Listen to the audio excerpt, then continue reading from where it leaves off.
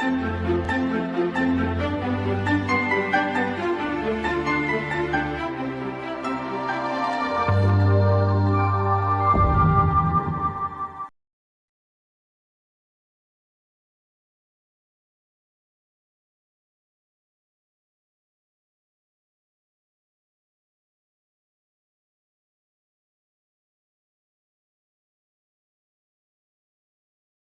শিক্ষার্থী, আপনাদের সকলকে আমার এই আলোচনায় স্বাগত জানাই।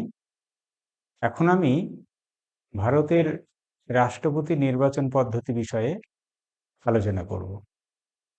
আপনারা জানেন, ভারতবর্ষ পৃথিবীর অন্যতম একটি বৃহৎ গণতান্ত্রিক দেশ এবং ভারতবর্ষের রাষ্ট্র ব্যবস্থার প্রকৃতি যদি আমরা দেখি, তাহলে আমরা দেখব এখানে সংসদীয় শাসন ব্যবস্থা জারি আছে, যার অর্থ এখানে একদিকে যেমন রাষ্ট্রের একজন সাংবিধানিক প্রধান থাকেন, যিনি নামসর্বস্ব, আর প্রকৃত শাসক প্রধানমন্ত্রী।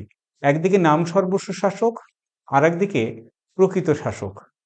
এই দুই রকম শাসক প্রধানের অস্তিত্ব আমরা লক্ষ্য করি সংসদীয় শাসন ব্যবস্থায়।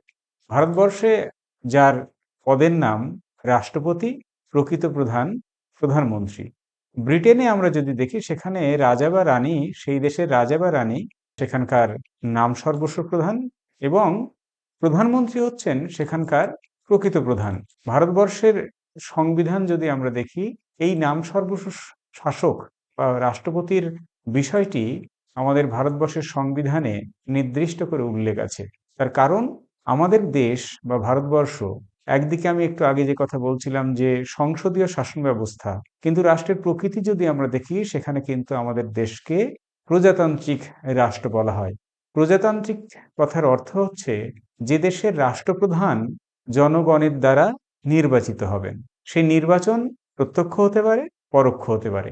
ভারতবর্ষ যেহেতু প্রজাতান্ত্রিক দেশ, এই প্রজাতান্ত্রিক ভারতবর্ষের রাষ্ট্রপ্রধান পরোক্ষ জনগণের দ্বারা পরোক্ষভাবে নির্বাচিত হয়। সেই নির্বাচন পদ্ধতি এক বিশেষ পদ্ধতি অনুসরণ করে চলে। আমরা এই আলোচনায় সেই নির্বাচন পদ্ধতি বিষয়ে আলোচনা করব। আমি এখানে প্রথমেই দেখানোর চেষ্টা করব যে স্বাধীনতার সময়তে স্বাধীন ভারতবর্ষের সংবিধান কেমন হবে, সে বিষয়ে যখন আমাদের সংবিধান প্রণেতারা ভাবনা চিন্তা করছিলেন, সেই সময় এই নামসর্বস্ব শাসক প্রধান তার নির্বাচন পদ্ধতি কি হবে এ বিষয়ে তারা যথেষ্ট চর্চা করেছেন।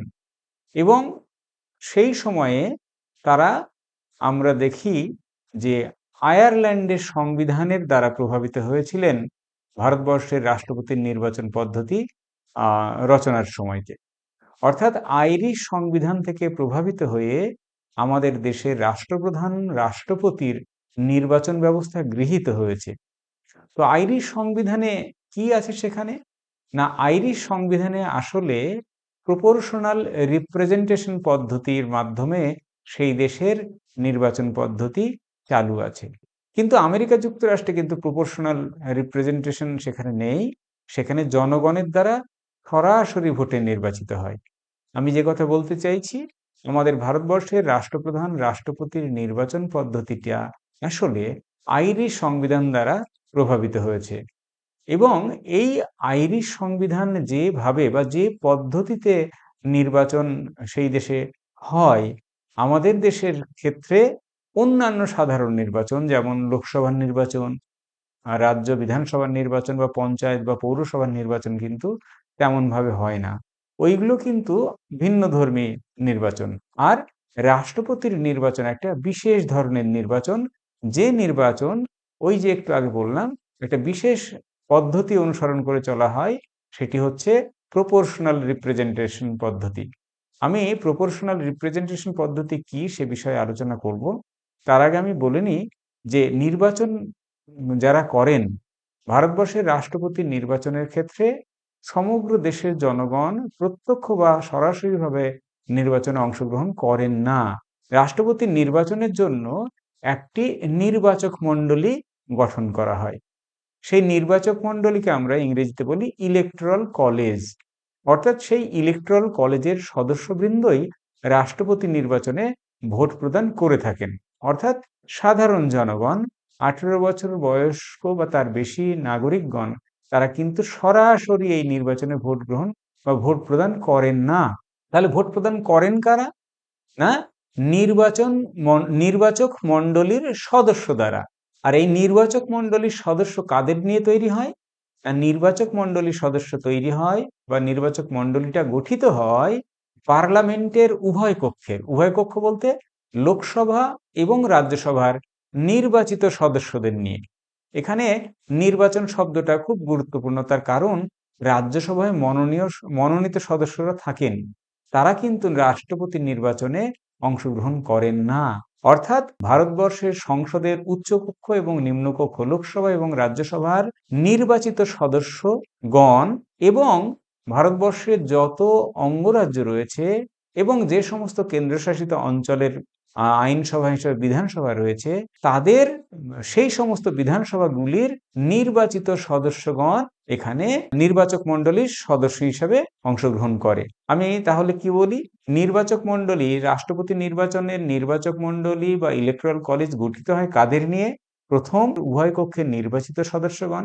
দ্বিতীয় ক্যাটাগরিতে কারা থাকবেন? সমস্ত রাজ্য বিধানসভার নির্বাচিত সদস্যরা।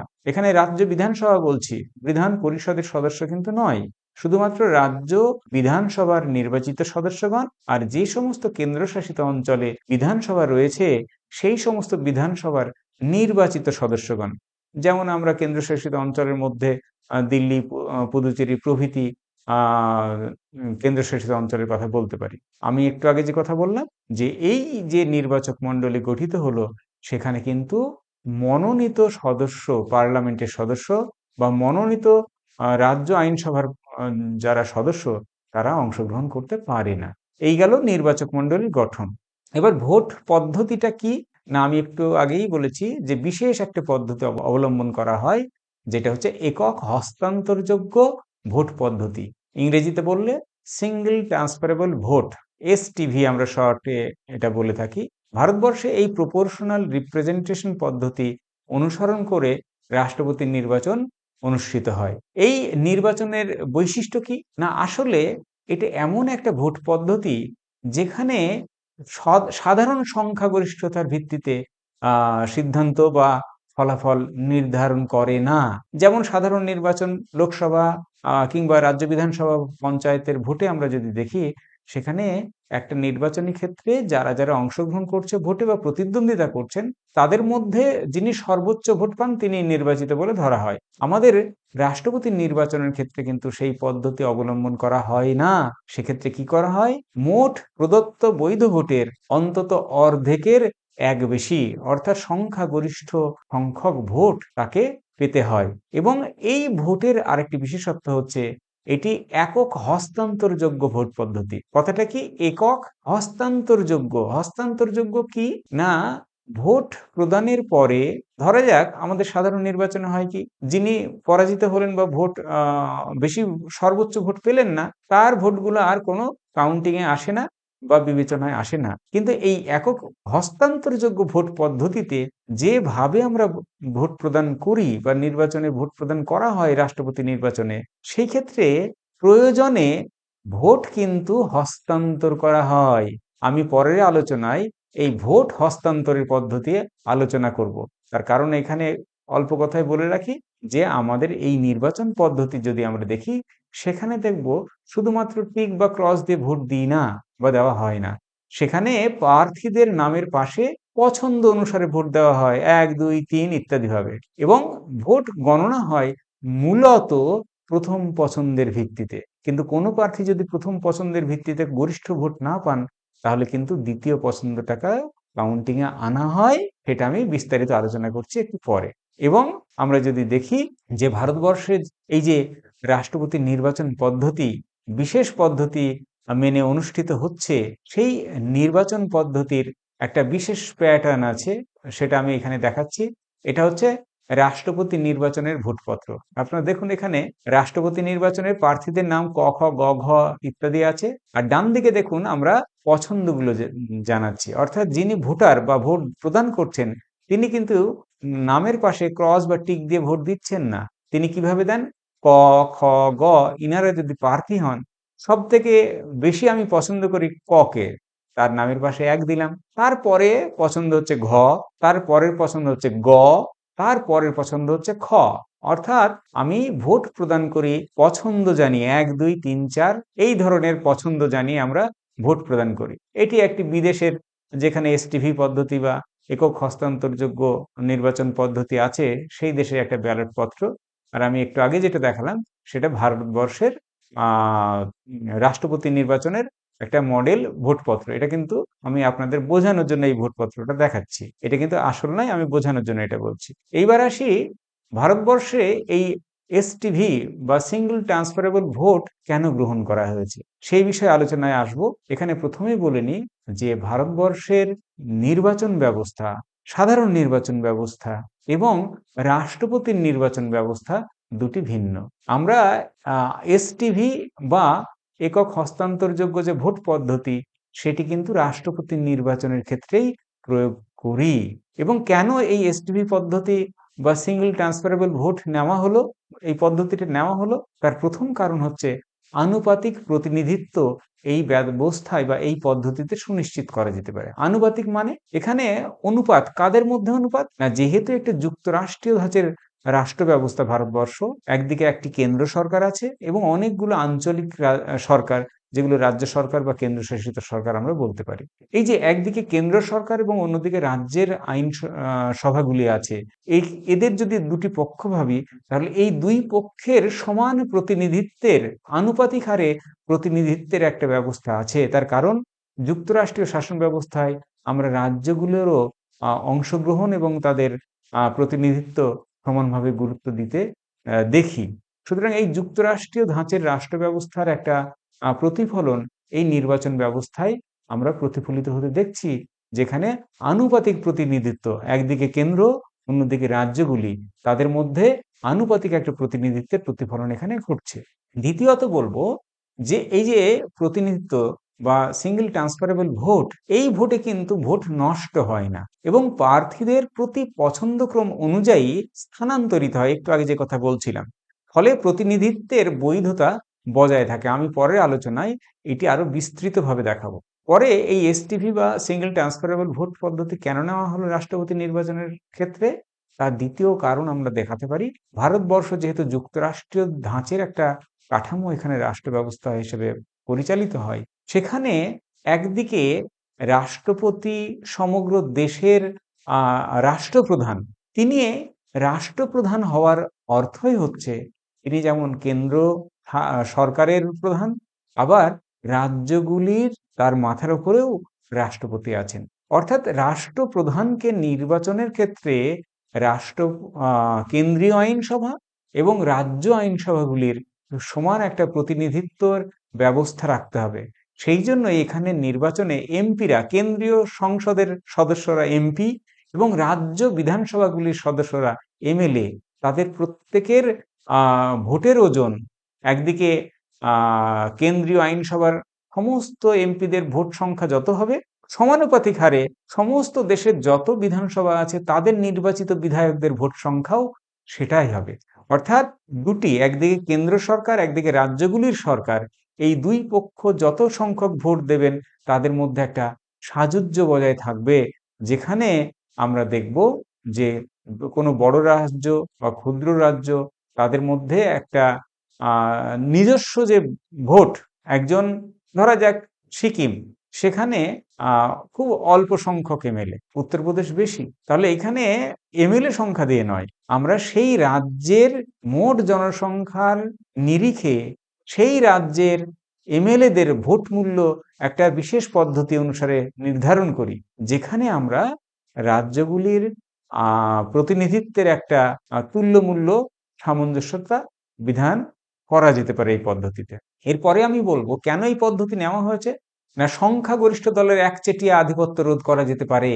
তার কারণ একটা দল যদি সংখ্যাধিক্য ভোটে কেন্দ্রীয় সরকারে যায় বা রাজ্য সরকারগুলিতে যায়, সেই ক্ষেত্রে রাজ্যের বা কেন্দ্রের একটি রাজনৈতিক দলের আধিপত্য দেখা খুব স্বাভাবিক। কিন্তু এই পদ্ধতি নেওয়ার ফলে যেখানে হয়তো বিরোধীরা সংখ্যায় কম, তারাও কিন্তু এই নির্বাচনের ভেতরে অংশগ্রহণ করতে পারে, যার ফলে বিরোধী বা সংখ্যালঘু ভোট বা সংখ্যালঘু সংখ্যার দিক থেকে সংখ্যালঘু এমএলএ যে দলের আছে, তারাও কিন্তু রাষ্ট্রপতি নির্বাচনে অংশগ্রহণ করার সুযোগ পাচ্ছে এবং এর ফলে আধিপত্যকারী রাজনৈতিক দল এবং তুলনায় ছোট রাজনৈতিক দলের মধ্যে একটা সমঝোতার ব্যবস্থা এখানে আসে। এরপরে আমরা বলবো ব্যাপক জনমতের ভিত্তি এই নির্বাচন ব্যবস্থায় প্রতিফলিত হয়। কি রকম? কারণ রাষ্ট্রপতির যে নির্বাচন, সেখানে আমরা দেখব রাষ্ট্রপতি নির্বাচন পদ্ধতিটা নিরপেক্ষ করা এবং দলীয় রাজনীতির ঊর্ধ্বে করার একটা চেষ্টা হয়েছে এই পদ্ধতিতে, যেখানে রাষ্ট্রপতি যিনি নির্বাচিত হবেন সেই নির্বাচনের জন্য কোনো একটি দলের উপরে তাকে যে নির্ভর করতে হবে তা কিন্তু নয়। তার নির্বাচনের জন্য সংখ্যাগরিষ্ঠ সংখ্যালঘিষ্ঠ সমস্ত রাজনৈতিক দলের প্রতিনিধিত্ব এখানে আসে, যার ফলে শুধুমাত্র সংখ্যাগরিষ্ঠ যে দল, পার্লামেন্টের সংখ্যাগরিষ্ঠ দল আসন পেল তারাই নয়, যারা কম আসন পেয়েছে তারাও কিন্তু এই রাষ্ট্রপতি নির্বাচনে অংশ নিতে পারছে। এই হলো মোটামুটি এই পদ্ধতির একটা বিশেষ গুণ, বা এই কারণে ভারতবর্ষে এই পদ্ধতি গ্রহণ করা হয়েছে। আমি এবার রাষ্ট্রপতি নির্বাচনের ক্ষেত্রে যে পদ্ধতিটি গ্রহণ করা হয়, আমি একটু আগে এসটিভির কথা বলছিলাম বা সিঙ্গল ট্রান্সফারেবল ভোট, সেই অনুযায়ী যে পদ্ধতি আমরা অনুসরণ করি সেই পদ্ধতিটিকে আমরা বলি একক হস্তান্তরযোগ্য ভোট দ্বারা সমানুপাতিক প্রতিনিধিত্বের ব্যবস্থা, proportional representation by means of single transferable vote.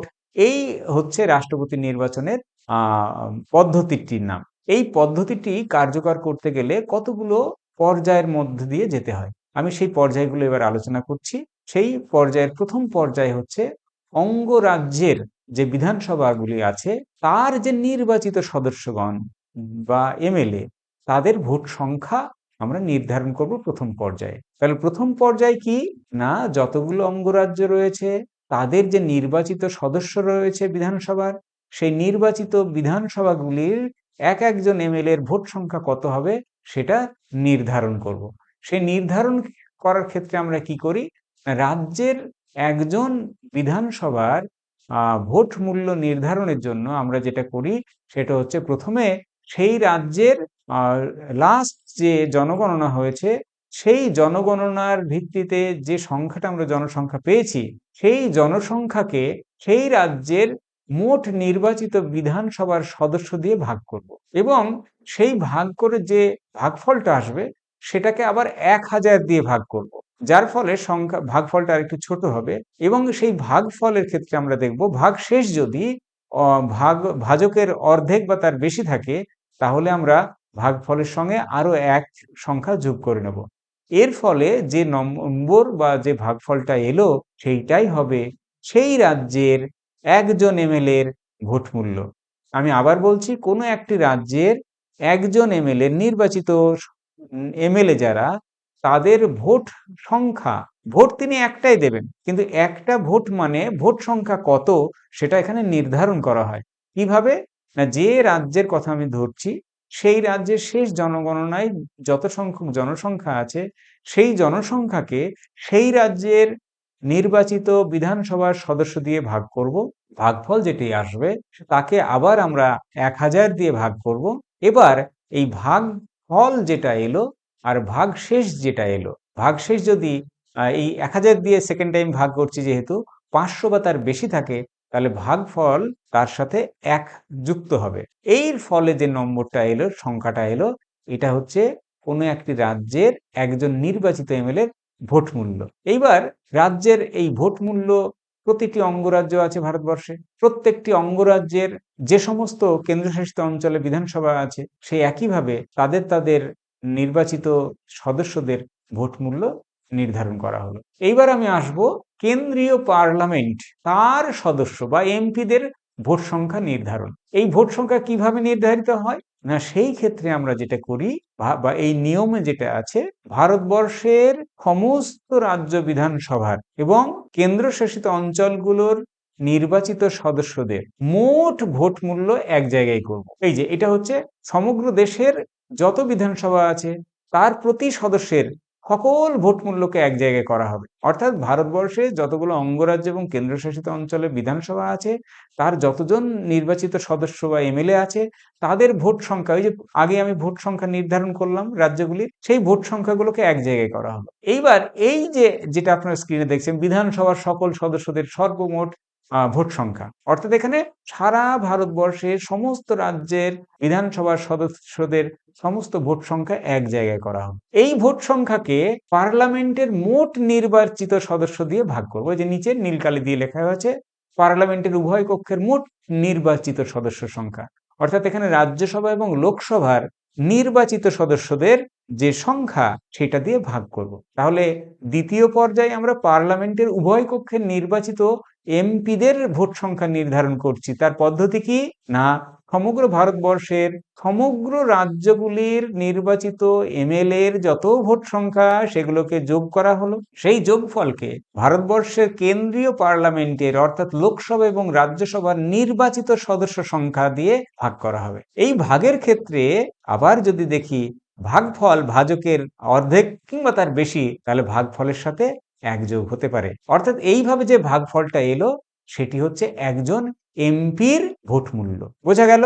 তাহলে আমরা প্রথম পর্যায়ে রাজ্যগুলির বিধানসভার সদস্যদের ভোট মূল্য নির্ধারণ করলাম প্রথম পর্যায়ে, দ্বিতীয় পর্যায়ে পার্লামেন্টের সদস্যদের ভোট মূল্য নির্ধারণ করলাম। এবার দেখুন অঙ্কটা কেমন, সমানুপাতিক প্রতিনিধিত্ব কিভাবে আসছে না, সমস্ত এমপিরা যত সংখ্যক ভোট দেবেন আর সমস্ত এমএলএরা যত সংখ্যক ভোট দেবেন তার মধ্যে একটা সাযুজ্য এসে যাবে। আর নির্বাচন প্রক্রিয়ায় আসি। নির্বাচন প্রক্রিয়াটি পরিচালিত করে, এই সামগ্রিক নির্বাচন প্রক্রিয়াটি পরিচালনা করে ভারতবর্ষের নির্বাচন কমিশন, এবং রাষ্ট্রপতি নির্বাচন হয় গোপন ব্যালটের মাধ্যমে ভোটদান করে। আর এই যে পদ্ধতির কথা আমরা বললাম সিঙ্গেল ট্রান্সফারেবল ভোট, সেটা আমি আগেই বলেছি। আর গণনার ক্ষেত্রে আমরা যে বিষয়টি নজর রাখি সেটা হচ্ছে নির্বাচিত হতে গেলে সেই প্রার্থীকে মোট প্রদত্ত বৈধ ভোটের অর্ধেকের এক বেশি মিনিমাম অন্তত 50+1 পার্সেন্ট ভোট তাকে পেতে হবে। এই হচ্ছে নির্বাচন প্রক্রিয়া। এইবার আসি পরের পর্যায়ে ভোট গ্রহণ পদ্ধতি। ভোট গ্রহণ কিভাবে হয় না, এই যে আমি বললাম গোপন ব্যালটের মাধ্যমে ভারতবর্ষের নির্বাচন প্রক্রিয়া এই ধরনের ব্যালট ব্যবস্থা থাকে, এবং সেই ব্যালটে আমরা ভোট দান করি কিভাবে, এই হচ্ছে একটা নমুনা ব্যালট পত্র। এখানে প্রার্থীদের নাম বাঁ দিকে আর ডান দিকে একজন প্রার্থী যিনি এমএলএ এমপি তারা ভোট দান করছেন যখন তাদের পছন্দ অনুযায়ী 1 2 3 4 এই সংখ্যাগুলো দিয়ে তারা ভোট প্রদান করেন। কিন্তু এই ভোট প্রদানের ক্ষেত্রে একটি বিশেষ বিষয় হচ্ছে কোনো ভোটার তিনি যদি এই ব্যালটে প্রথম পছন্দ না দেন তাহলে সেই ভোট ব্যালটটিকে বা ভোটপত্রকে বাতিল বলে গণ্য হয়। দেখুন এখানে ভারতবর্ষের রাষ্ট্রপতি নির্বাচনের একটা মডেল, একটা ব্যালট পেপার দেখানোর চেষ্টা করছি।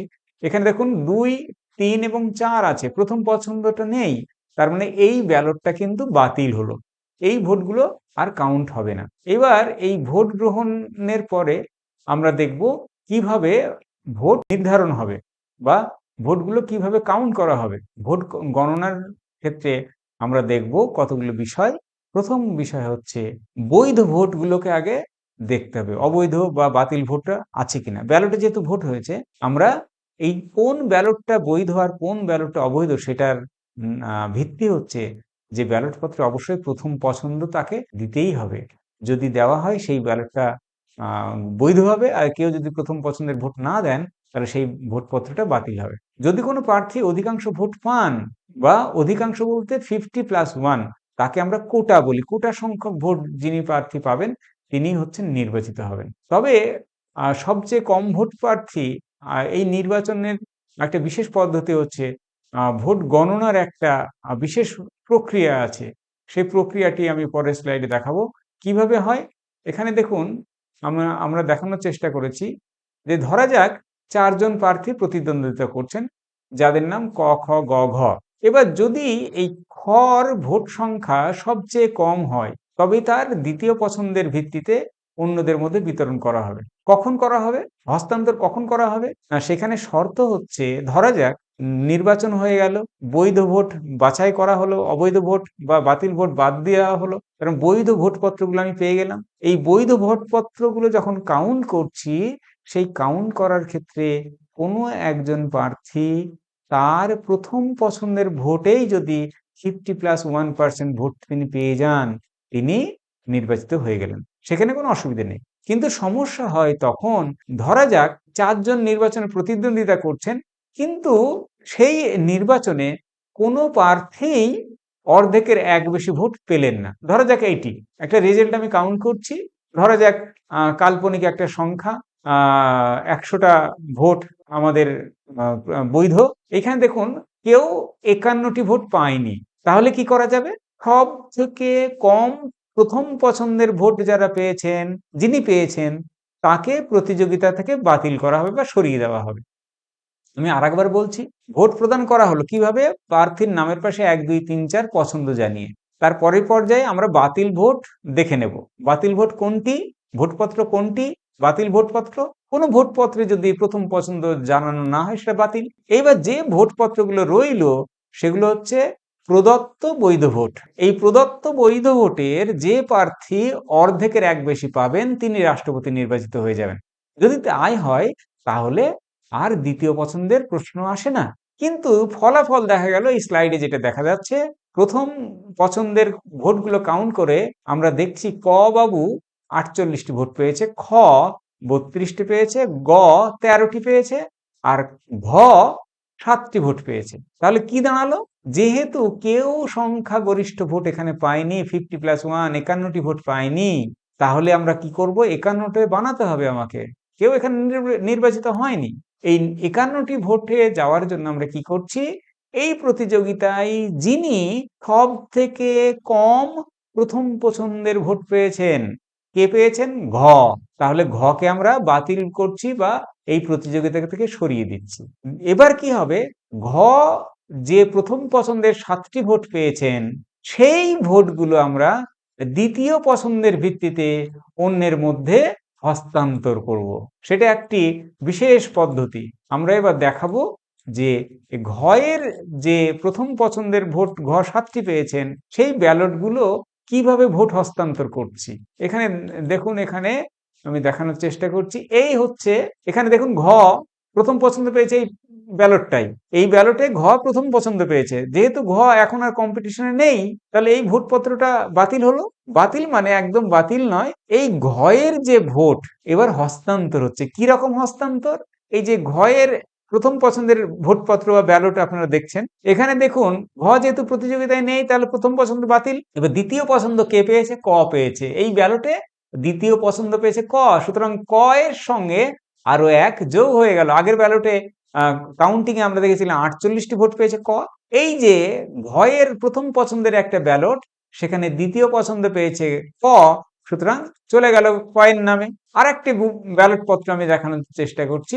এটা ধরুন আর একটা ঘয়ের প্রথম পছন্দের ভোট, এটাতেও দেখা গেল ক দ্বিতীয় পছন্দের ভোটটা পেয়েছে। তাহলে এই দ্বিতীয় পছন্দটি কয়ের প্রথম পছন্দ হিসেবে কনভার্ট হয়ে +1 হয়ে গেল। এরপরে আমি আবার দেখাচ্ছি আরেকটি ভোট, আরেকটি ব্যালট। এই ব্যালটে দেখছি খ দ্বিতীয় পছন্দ পেয়েছে। এই সব ব্যালটগুলোই কিন্তু ঘয়ের প্রথম পছন্দের ব্যালট। এখানে দেখুন 2 পেয়েছে কে? খ। তাহলে খ পেয়েছিল 32টি।